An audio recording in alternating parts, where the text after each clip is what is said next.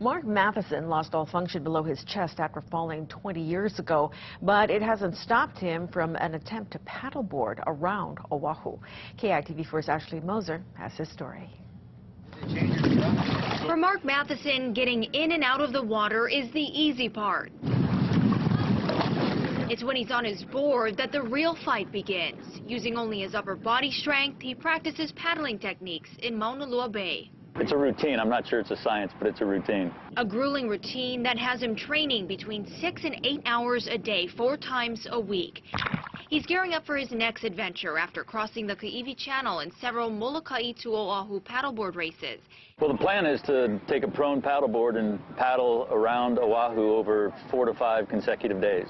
During that time, he expects to face strong currents. Like routes in the past, an escort boat will ride alongside, keeping him hydrated and healthy. At nights, he'll stop on land.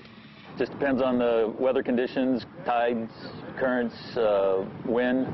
So we're planning on waiting till the conditions are right. He'll be using this, a custom board with a whale tail above the waterline. There are handles along its side to help him inch his way on. At the top, a rising chest pad that arches him up in a paddling position.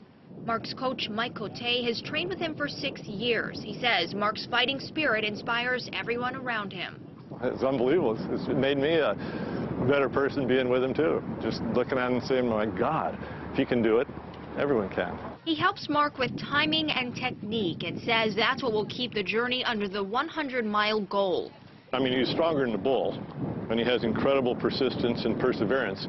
But the technique of catching waves is very difficult, especially for someone of his size.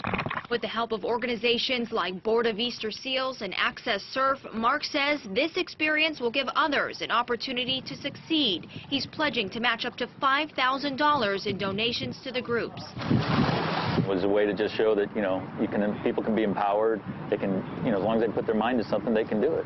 Ashley Moser, KITV4 News.